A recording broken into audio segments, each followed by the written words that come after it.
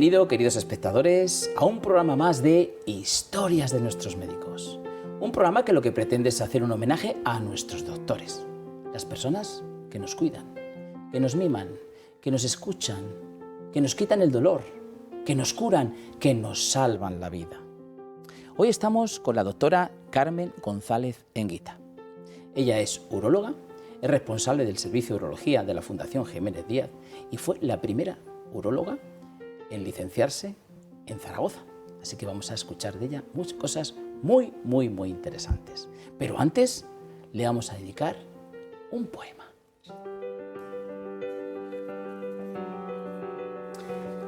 El poema lo he titulado A la doctora de Luz y Ciencia.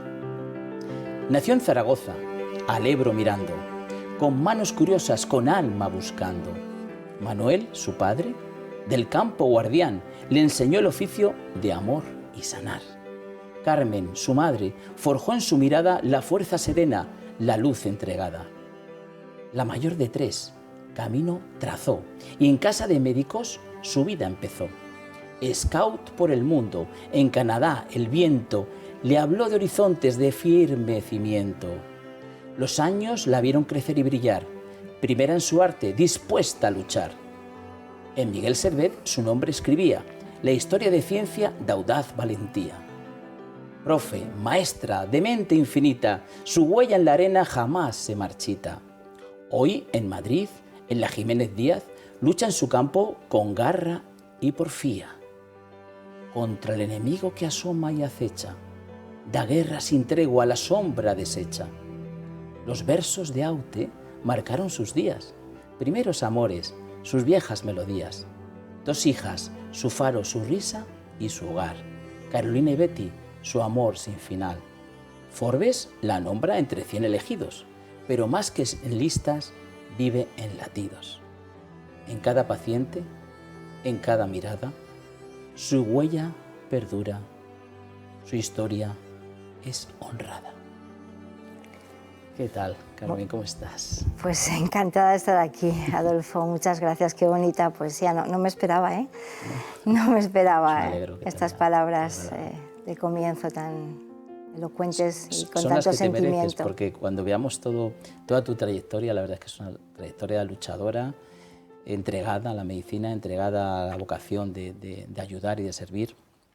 Pero vamos a empezar porque aquí los espectadores y un servidor somos muy curiosos. Entonces vamos a empezar un poquito por tus inicios, ¿no? Estamos hablando de una Zaragoza, año 1961.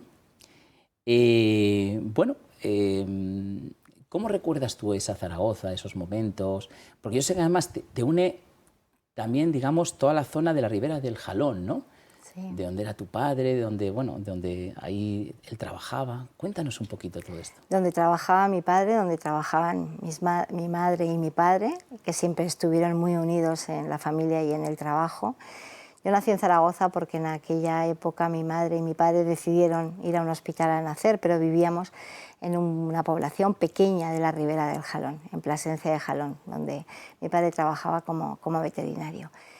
¿Qué recuerdo yo de aquella época? Pues aquellos 7 u 8 años que yo estuve en aquella población, pues las calles, los niños, los juegos que teníamos, las escuelas, lo que pasaba en aquel momento, ¿no? La sección femenina que vino una vez y que nos enseñaba tanto en aquellos... No sé si, mira, aquí está tu padre, ¿verdad? Ese es ¿Contigo? mi padre conmigo en una de los campos o de las huertas cerca de alguna casa. Posiblemente esta foto será donde nació mi madre, porque el que está a su lado es mi abuelo materno. Que era de un pueblo de Monreal de Ariza, de un pueblo de la provincia de Zaragoza, en la zona de Calatayud. Y la niñez de tu padre, porque tu padre era veterinario de pueblo, ¿no? Mi padre era veterinario rural. Comentando contigo una cosa me parece tan maravilloso decir, porque era un veterinario que cuidaba a los animales, pero no es el veterinario que cuida al perrito que llega, no, era un veterinario que cuidaba a los animales y cuidaba a las personas, porque si esos animales les pasaba algo, tenía mucho que ver con las personas, ¿no? Efectivamente, su obligación principal era cuidar y hacer que esos animales creciesen y se desarrollasen en salud, porque fundamentalmente era cómo vivía la gente, ¿no? Vivía de la carne, de la leche, de lo que les daban estos animales, y era una verdadera desgracia que cayesen enfermos. Claro. Con lo cual la preocupación de él, por supuesto, era el animal, que es a lo que se dedicó su carrera profesional, pero todos los otros valores que acompañaban a su profesión estaban dedicados a las personas, a las familias, fundamentalmente los que vivían, porque en aquellos entonces los animales vivían en las mismas casas que sus dueños. Sí.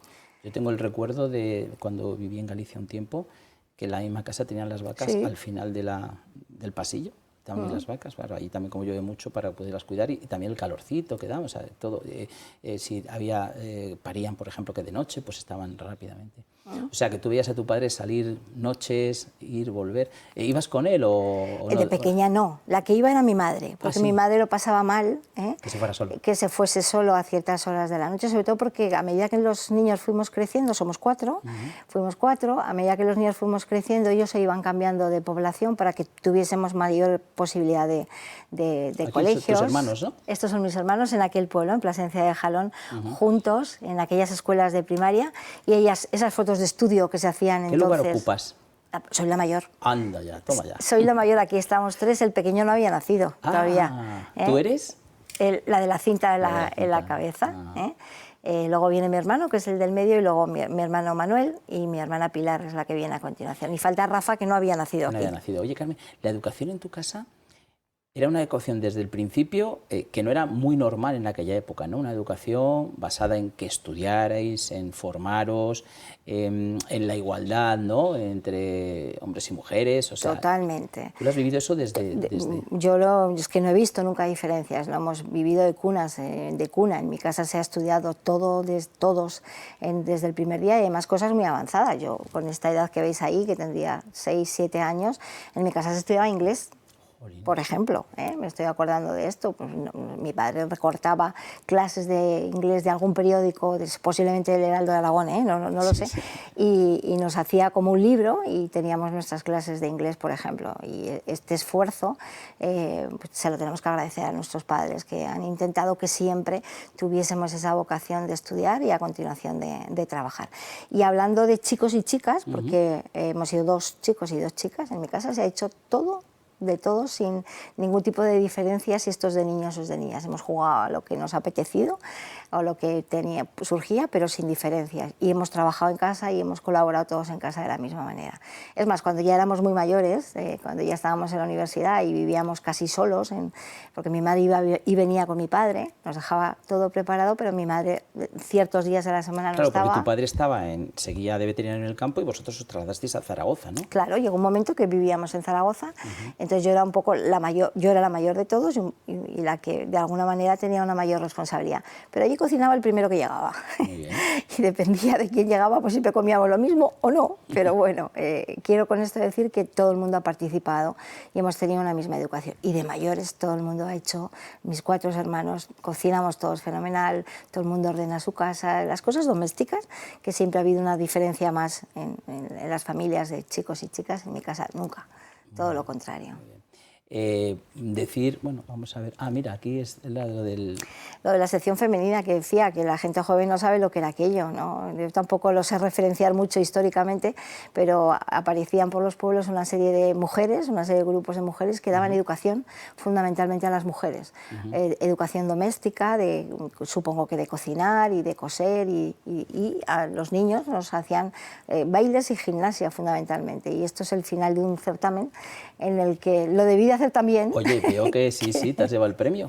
Que el gobernador civil de aquella época pues acudió al final en esta clausura de aquellas semanas que estuvieron estas mujeres por allí y me dio un premio. Imagino tu ilusión, el orgullo de tus padres. Sí. Porque además cuando eres más pequeño aún te hace más ilusión. He tenido siempre una inquietud de hacer las cosas muy bien. No sé si eso a veces, ese sentido de la perfección, que no siempre es bueno, ya lo digo de entrada, me ha llevado a tener una capacidad siempre de superación y de hacer las cosas lo mejor posible. Desde chiquitita, como en esta foto quizás se pueda ver, ¿no? A ver, preguntarte por qué quisiste estudiar medicina, entiendo que la influencia de tu padre, aunque tú siempre dices que yo desde siempre, ¿no? Lo tenías clarísimo, pero sí es verdad que no, porque al final el mundo veterinario, el mundo médico, es muy, muy, muy parecido. Es ¿no? el mundo de la salud. El mundo de la salud. El mundo de la salud y el mundo de la medicina que está alrededor de esto. En mi casa no había médicos, la única referencia relacionada era mi padre, como digo, y yo creo que tampoco sabemos mucho cuándo comienza esta vocación, cuando somos niños, ¿no? De repente sí, sientes que te gusta esto y sobre todo tienes un sueño, ¿no? Yo de mayor a mí me gustaría ser, esta es una frase de todos los niños, ¿no? Pues a mí de mayor me gustaría ser médico.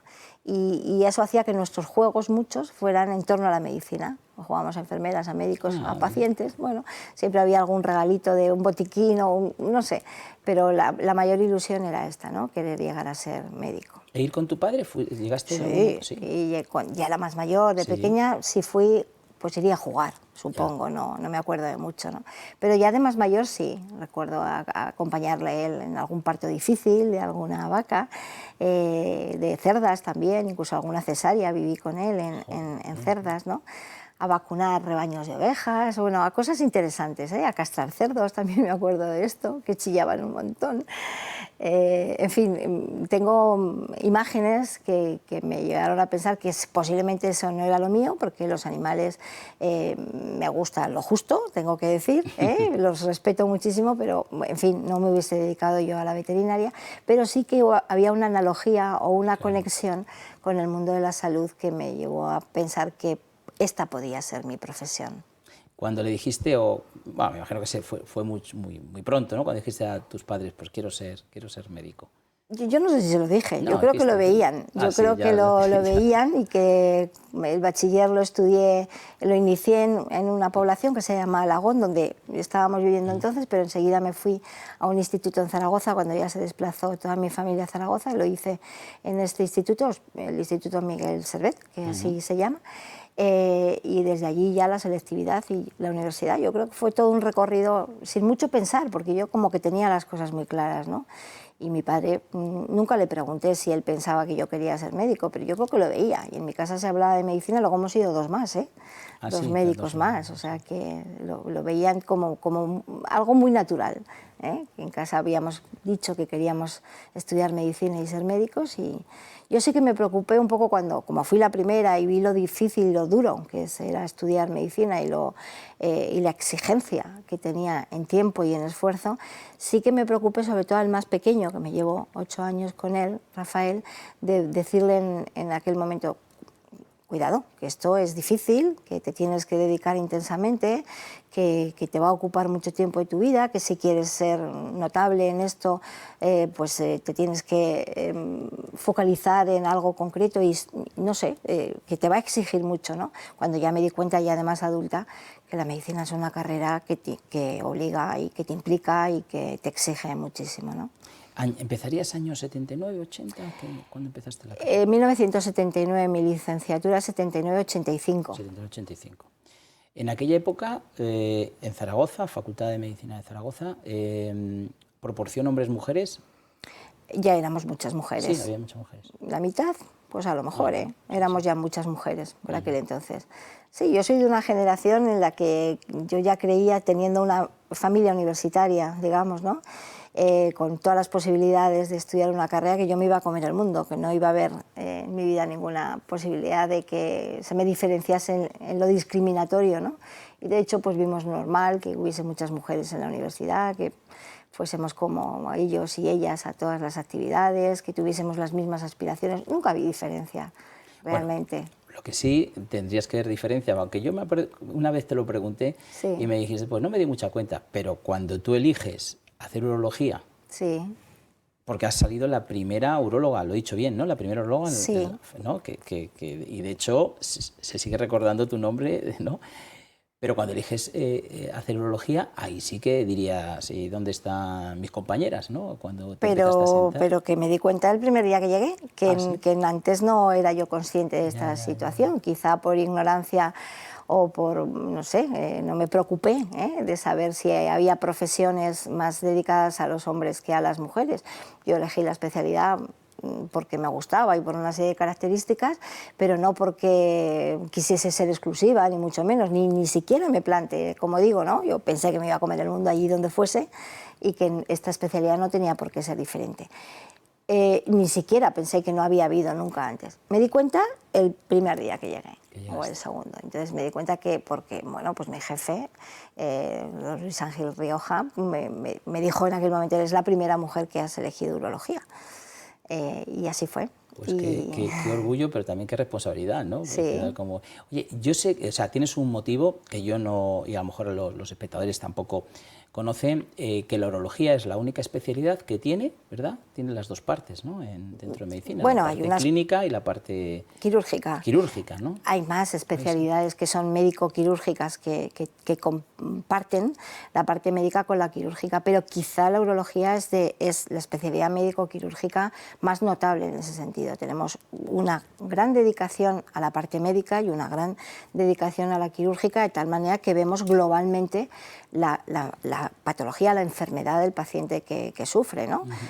Si hablamos, por ejemplo, del cáncer de próstata, el urólogo se dedica desde la prevención o establecer si hay posibilidad de prevenir la enfermedad, pasando por todas las fases de diagnóstico, todos los tratamientos médicos y quirúrgicos, y acompañamos al paciente hasta la curación o hasta el desenlace si tiene que ser, ¿no? Es decir, tenemos todo el recorrido, tenemos toda la visión, de ahí la riqueza de la especialidad. Carmen, tú eres profesora también y das clases. Ponte la Carmen alumna en facultad y ponte los alumnos que hay ahora. ¿Qué grandes diferencias ves, o si es que las hay, ¿no? ¿Dónde dirías que está, no sé si lo bueno o lo malo, da igual, pero la situación de unos y otros, ¿qué era? ¿En qué ha cambiado? Pues quizá lo más llamativo es que a clase íbamos todos, o muchos, todos no puedo decir, pero muchos. Eran aquellas clases masivas de más de 300 o 400 estudiantes por curso y que no cabíamos. Y eso lo recordarán generaciones anteriores, que la gente se sentaba en las escaleras del aula o en los pasillos estaba porque no cabíamos, ¿no? La gran diferencia de ahora es que hay muy poquitos estudiantes de presencia en las aulas, ¿no? Eso quizá es lo más llamativo, porque lo que no es tan llamativo es que las clases se siguen dando de manera muy parecida. Ah, sí. Sí, esa clase magistral, que es súper importante, ¿eh? Y a veces hay profesores que dan unas clases magistrales de quedarte con la boca abierta de lo bien que lo han hecho y que tú has aprendido con ellas, pero no ha cambiado tanto la forma en que daban las clases antes como las que se dan ahora, cosa que yo creo que tenemos que evolucionar, porque el mundo ha cambiado, ¿no? Claro. Quizá esos dos aspectos son los más llamativos hasta ahora. Y el tercer aspecto quizá es que si antes había muchas mujeres en la facultad, ahora hay muchísimas. Muchísimas mujeres. Muchísimas. 80% en la Facultad de Medicina, o quizá más, ¿no? De vez en cuando tengo que mirar así a ver cuántos hombres, cuántos chicos hay en clase. Eso también es un factor diferenciador ahora mismo. ¿Por qué crees que es eso? Pues mira, hay muchas razones, ¿eh? Hay muchas razones, algunas más confesables que otras, ¿no? Bueno. Desde un punto de vista de la defensa, ¿no? De cómo defendíamos unas razones u otras. Hay muchas razones que hablan en que la mujer es más cuidadora, y entonces es una profesión que tiene esa cercanía hacia las personas y cuida de alguna manera mejor a los pacientes.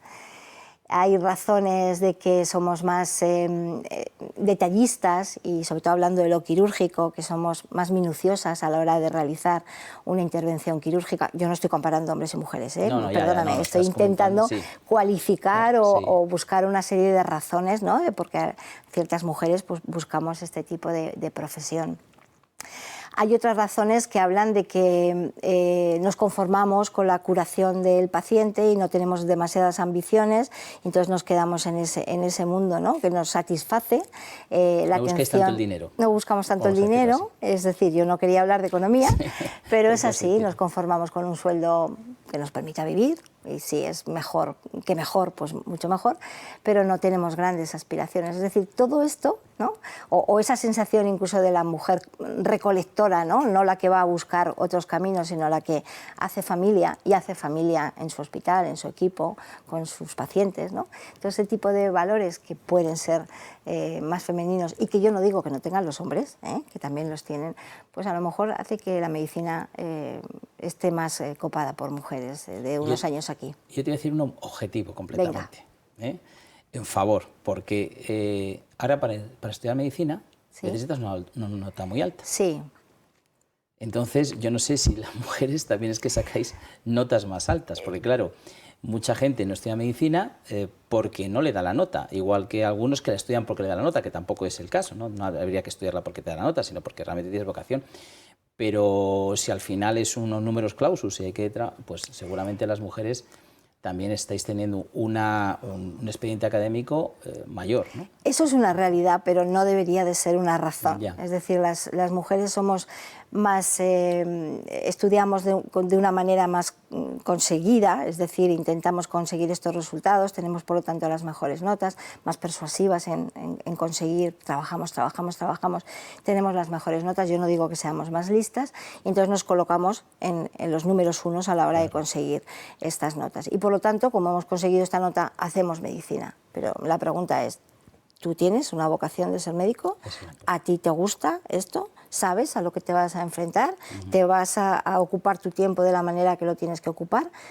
Y al revés pienso también, es decir, estos hombres, estos chicos que por lo que sean no son tan listos a la hora de sacar esas buenas notas que se necesita, pero que sí que tienen vocación, pues no tienen esa oportunidad de estar ahí, ¿no? Con lo cual hay que cuidar un poco este aspecto, ¿no? Sí. Porque quizá muchas vocaciones de hombres se quedan por el camino y muchas mujeres han llegado sin tener esa vocación de médico. Porque estudiosas somos muy estudiosas, trabajadoras somos muy trabajadoras, pero luego hay que tener otra serie de valores para ser médico, que hay que o venir con ellos de casa o empezar a cuidarlos y adquirirlos a lo largo del desarrollo de tu profesión.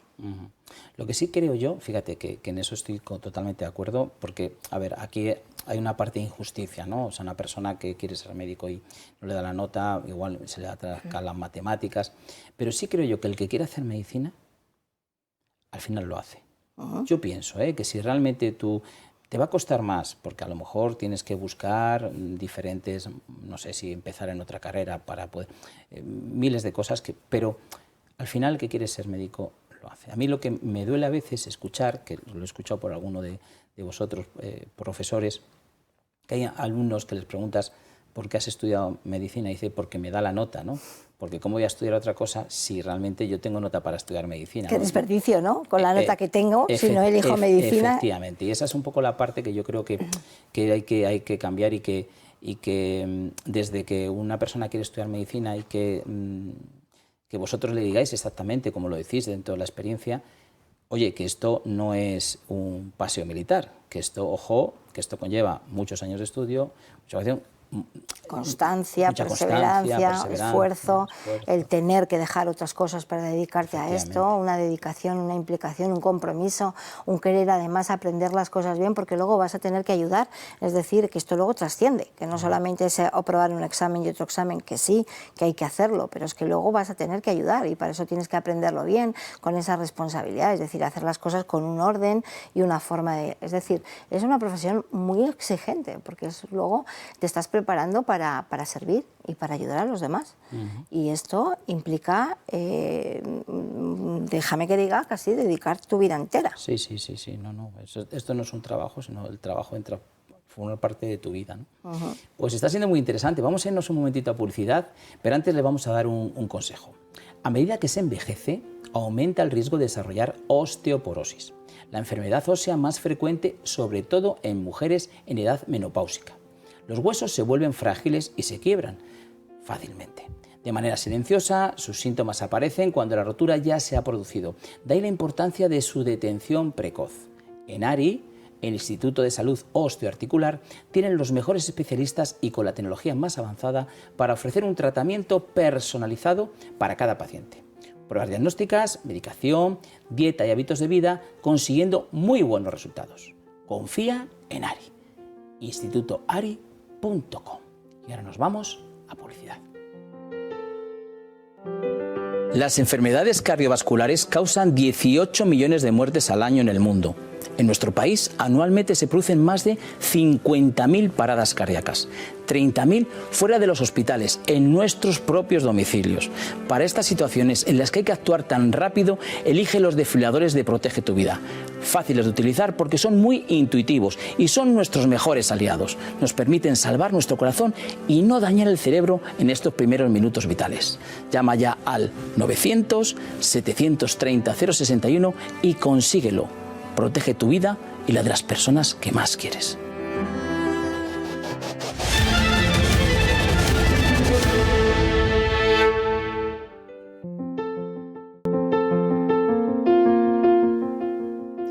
Bueno, pues aquí seguimos con la doctora Carmen González Enguita, pero antes vamos a hacerle la recomendación que yo estoy encantadísimo de hacerla.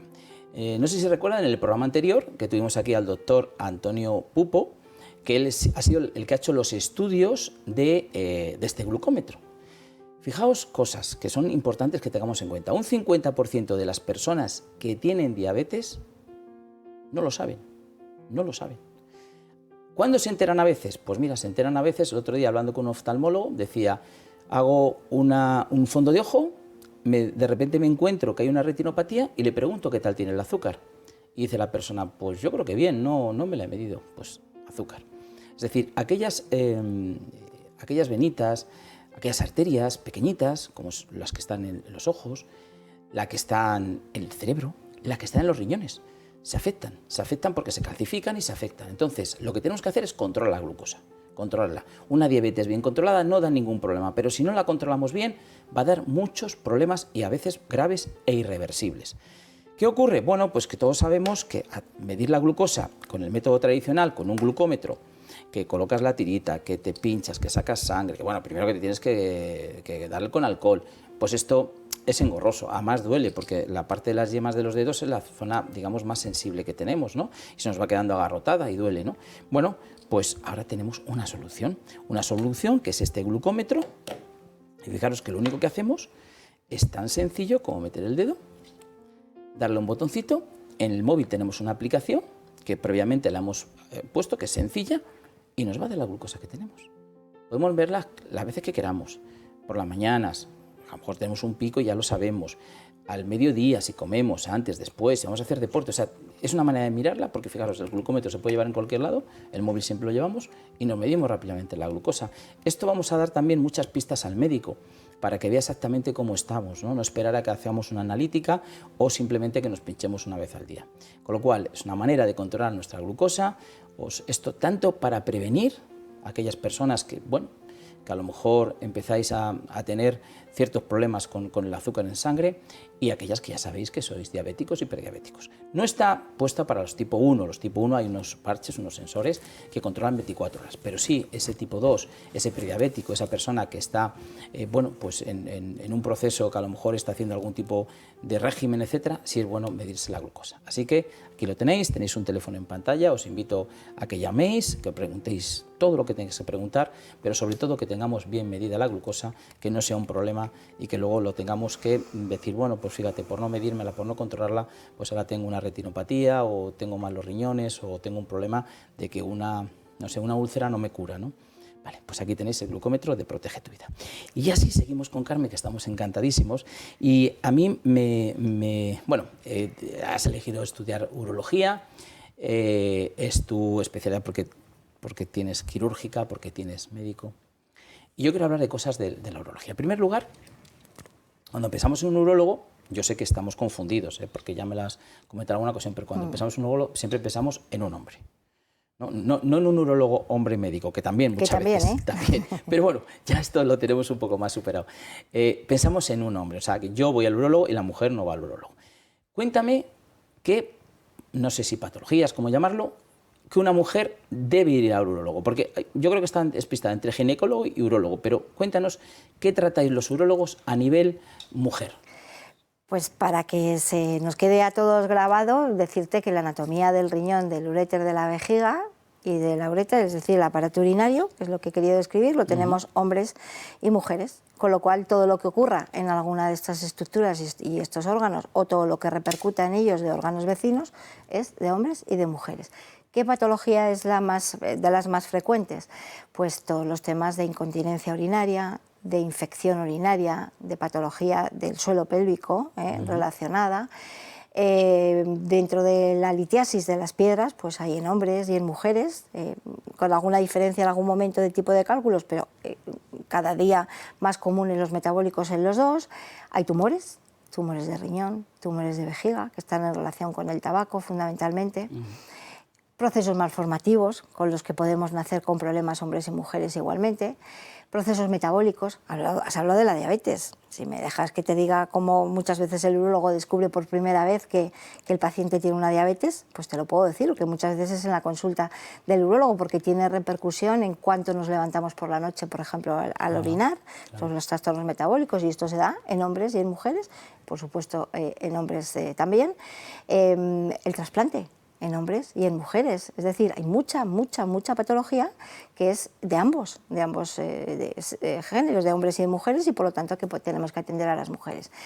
¿Qué es lo más característico quizá? Pues a lo mejor la patología del suelo pélvico, que está un poco a caballo en algunas ocasiones con que la consultan en el ginecólogo y se remite luego al urólogo para que lo estudie. Bueno, quizá es lo que más pueda entender la mujer, pero hay cantidad de problemas que son urológicos de la urología, de la female urology, que atendemos los urólogos. El caso del suelo pélvico, fíjate, quería hacer aquí una parada porque sí es verdad que es algo como que se vive a veces en silencio, ¿no? La mujer, pues bueno, mira, tengo una pequeña incontinencia, o hay veces que yo que sé, estornudando, tosiendo, pero bueno, tampoco voy a...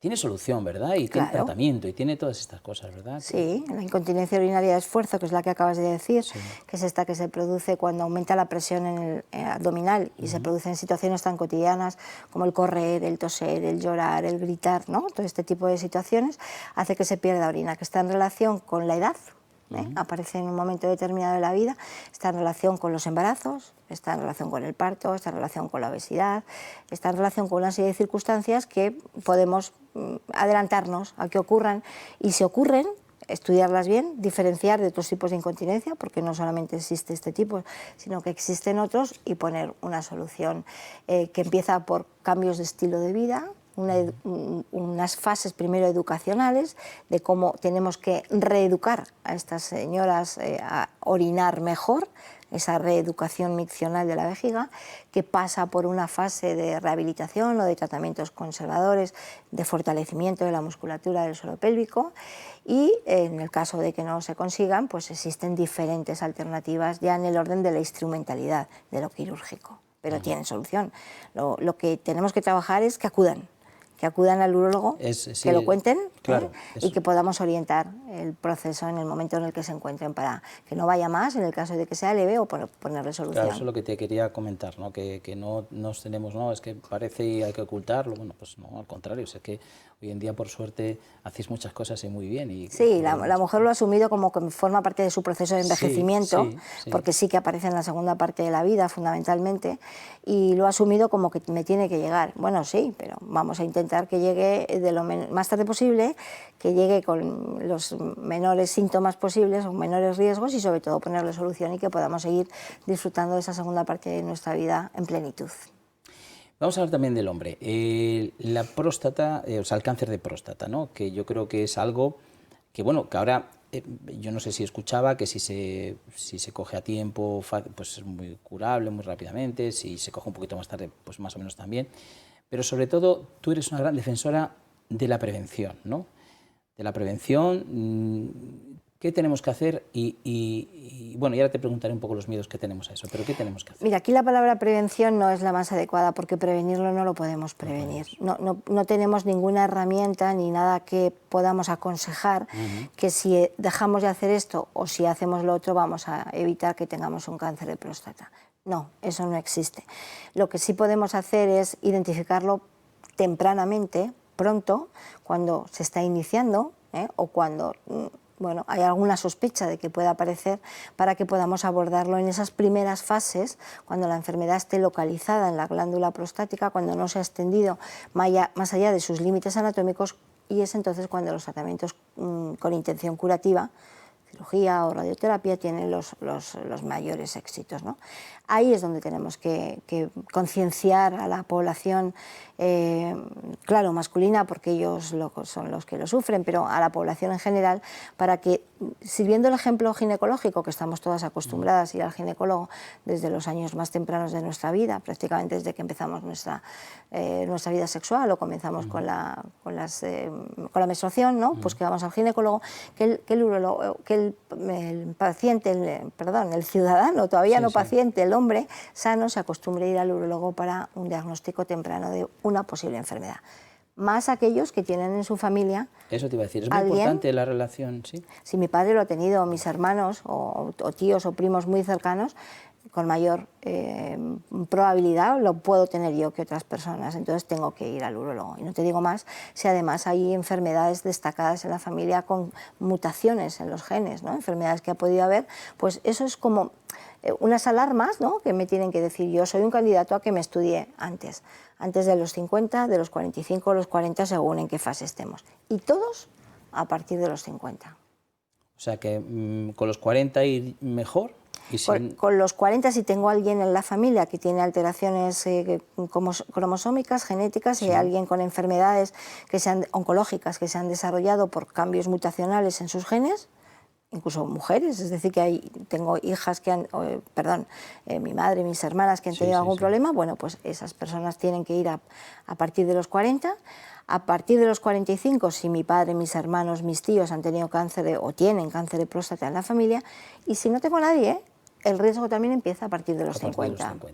¿Y hay algo, igual que tabaco con el pulmón o toda la zona hígado, tal, con la bebida, la próstata también le afecta algo en concreto, que no sea solamente la parte genética? ¿Hay algo que dañemos a la próstata? No hay nada específico de decir que esto me lo produce o al revés, voy a comer de esto porque esto me lo evita. No lo hay.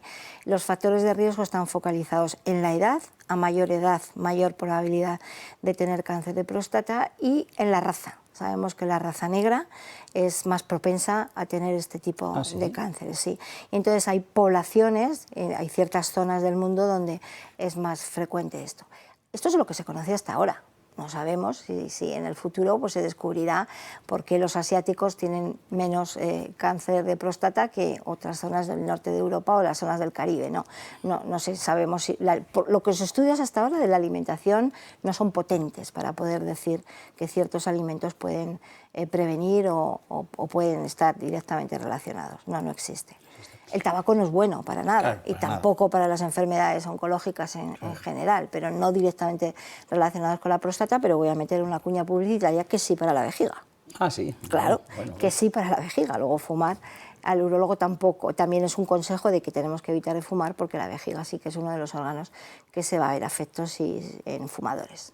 ¿Y qué síntomas, imagínate que es una persona que no va a los 40 años, qué síntomas empiezas a encontrarte? O sea, ¿cuándo debemos de decir, pues ya claro, cuando ya tienes un dolor o lo que sea, y evidentemente ya eso está avanzado, entiendo yo, ¿no? Eso es. ¿Qué síntomas encuentras al principio que puedes decir, espérate que no he ido, pero voy a ir? Porque...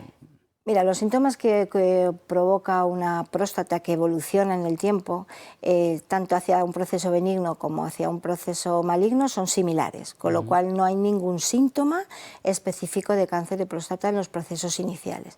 Sí que son síntomas que tienen que estar la persona alerta y conocida y que son conocidos porque uno nota enseguida cómo cambia la forma de orinar en cuanto a la frecuencia, en cuanto a la dificultad, en cuanto a ese chorro que deja de ser como es, en cuanto a que me levanto por la noche o tengo que correr porque se me escapa o no me permite estar en una sesión de cine de hora y media porque tengo que salir 2 veces. Es decir, ese tipo de cosas que nos pasan y que cambian nuestra forma de orinar son los síntomas que nos tienen que poner en alerta de que algo me está pasando.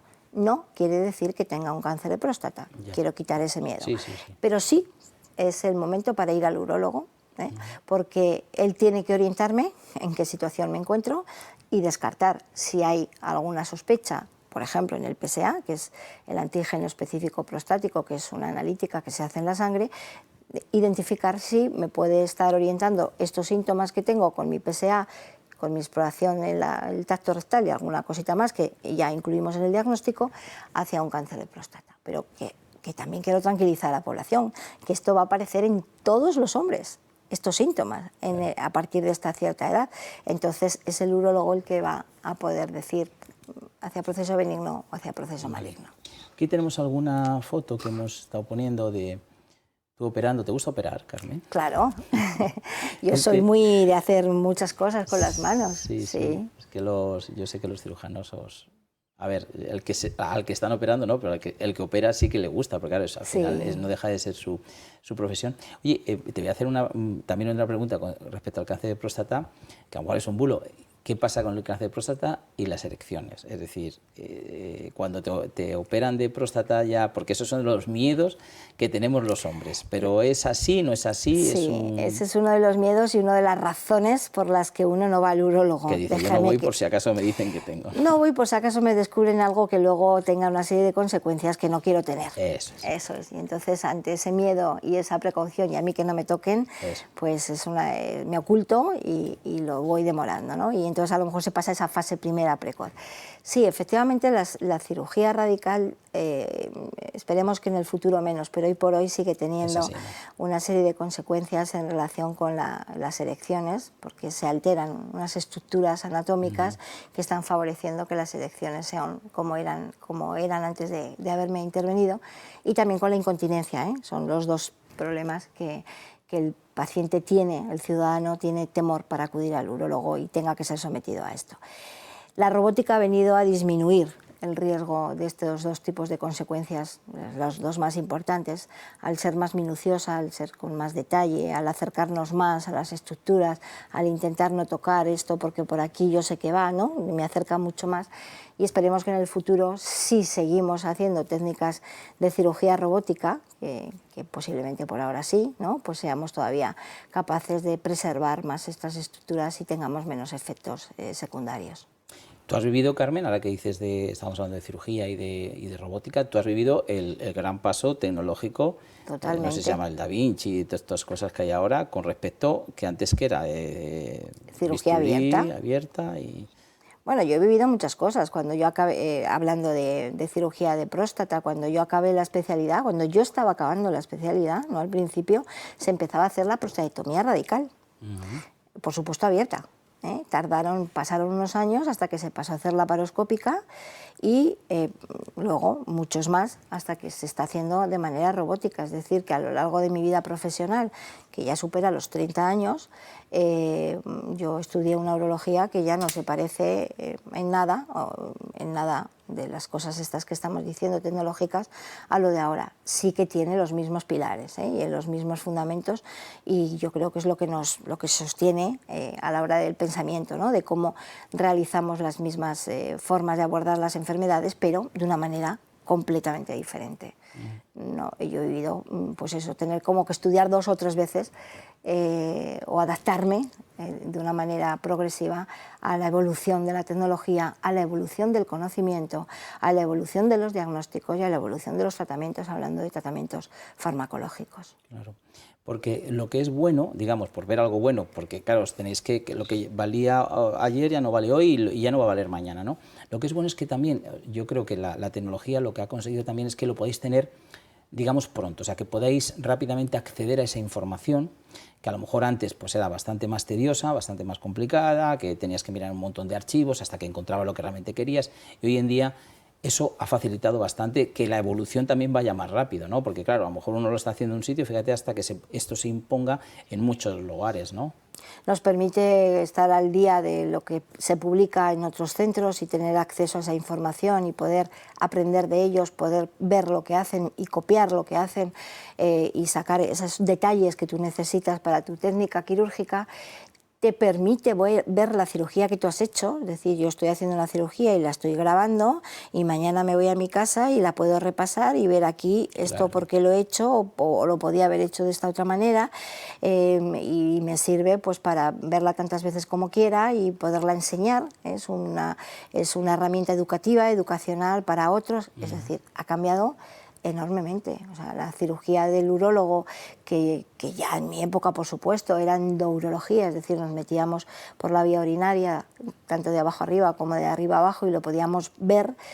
Cuando lo estábamos aprendiendo, lo aprendíamos a través de una óptica que se llamaba enseñanza, es decir, la óptica que se ponía el urólogo tenía otra quebrada que te llegaba a ti, tú la veías por aquí, eso desapareció enseguida. Ahora lo vemos en pantallas, podemos ver lo que está haciendo el cirujano en una pantalla de televisión, sentado simplemente delante, ¿no? Es que es maravilloso. No quiero dejar de hablar de tú eres responsable, jefa de servicio, que se llama, de urología de la Fundación Jiménez Díaz. No quiero dejar de hablar de la Fundación Jiménez Díaz porque yo la he vivido en mis carnes, lo bien que trabajáis allí, el equipo, ¿no? Tú me hablas del equipo, de la formación, ¿no? Desde que entras por la puerta te están llamando por tu nombre, desde el celador, el auxiliar, todos. O sea, es algo que te sientes, cuando tú llegas a un hospital, es muy desagradable a todos los que vamos al hospital, pues ya sabemos a lo que vamos, ¿no? Pero es verdad, o sea, tú llevas la fundación mucho tiempo y... Más de 30 años. Y te ha dado mucho, ¿no? Bueno, aquí tenemos sí. la fundación. A mí la Fundación Jiménez Díaz, la Clínica de la Concepción, me acogió nada más acabar la residencia. Fue el primer y el único puesto de trabajo que tuve después de la formación MIR, y siempre digo que ha sido siempre muy familiar, ¿no? Ahora ha crecido mucho, es un gran hospital con muchísima más gente trabajando, pero siempre ese ambiente de familia. Recuerdo que mi jefe, el doctor Vela Navarrete, entonces, que como digo me acogió con mucho cariño, yo empecé trabajando en la patología de la litiasis, de los cálculos en el riñón, porque yo venía ya con la tesis doctoral leída de Zaragoza, ¿no? Entonces la había dedicado a la litiasis y a la informática, aquella informática entonces, y me dedicó a una unidad de litotricia. Cuando me paseó por aquellos pasillos del hospital enseñándomelo, me dijo, te gustará. Y efectivamente, es algo que recuerdo con cariño porque me gustó, nunca pensé en cambiarme, siempre me han tratado bien, siempre he trabajado a gusto, con un desarrollo profesional importante.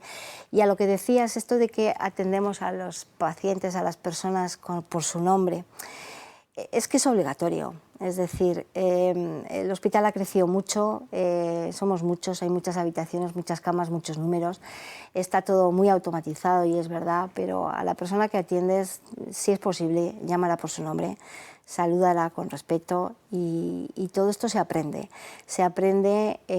Vivimos una cultura y una filosofía que se llama de trato y tratamiento, en el que tenemos nuestra atención fijada en la persona, en el paciente, pero fundamentalmente en la persona, en las familias, y estamos volcados hacia ellos, ¿no?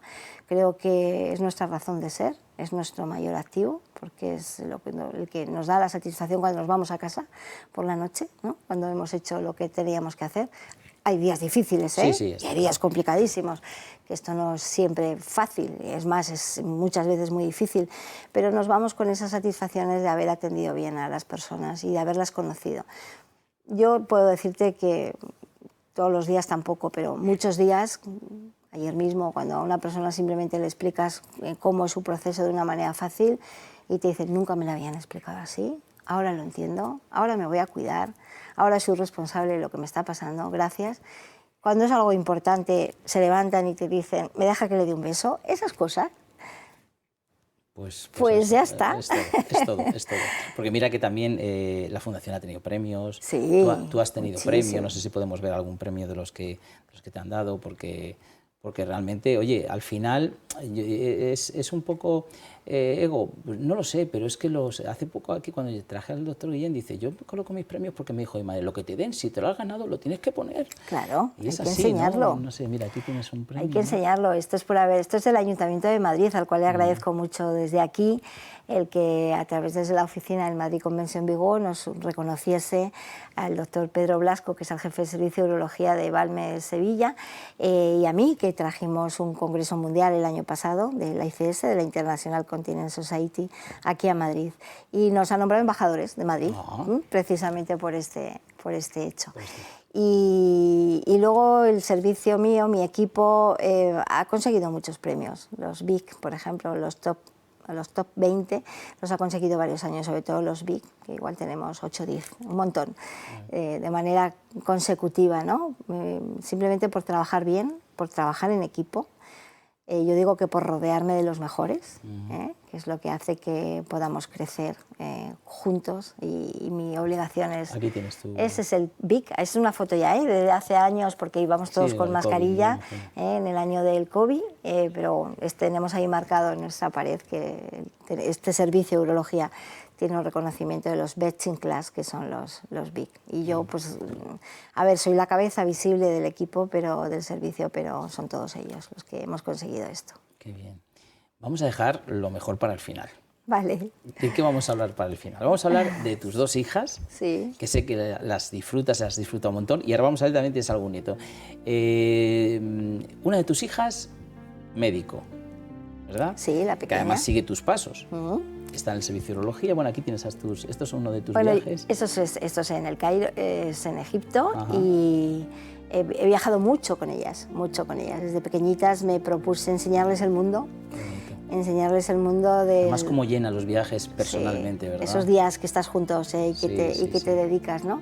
Me propuse enseñarles el mundo dentro de mis posibilidades económicas y de conocimiento y compartir con ellas unos días del año, ¿no? Y bueno, te puedo decir que nos hemos recorrido mucho, mucho.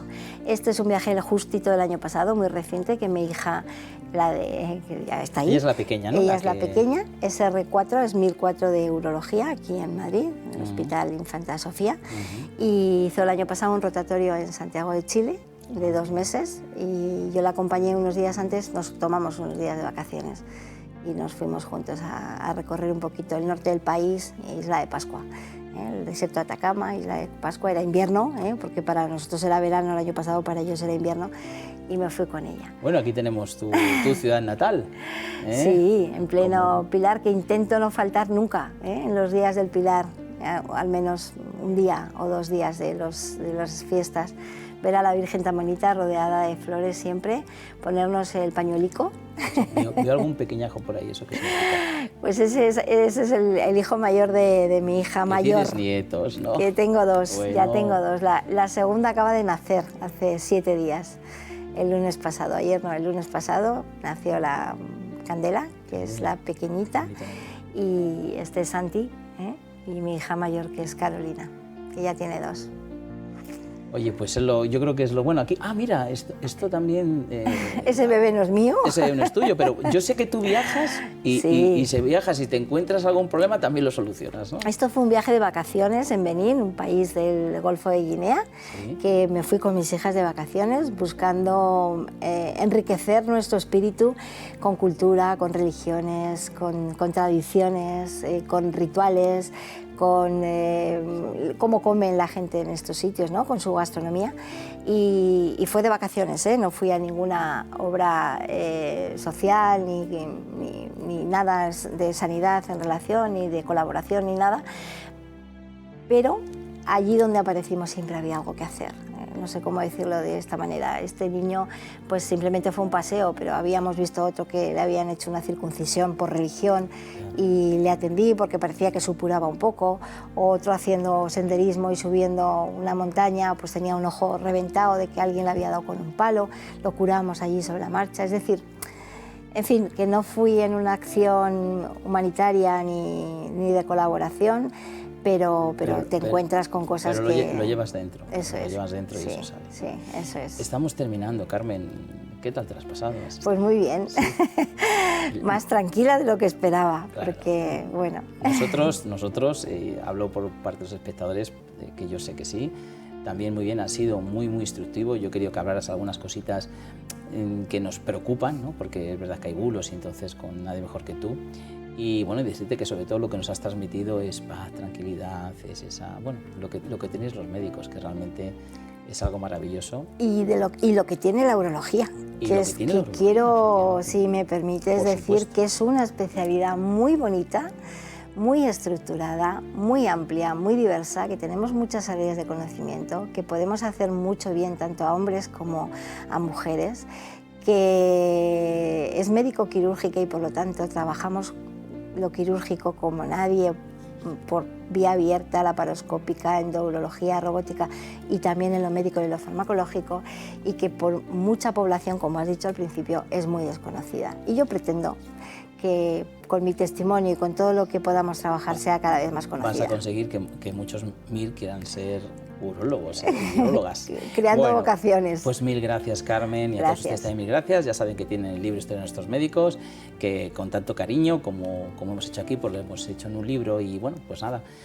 desearles lo mejor. Muchas gracias por estar ahí y les mando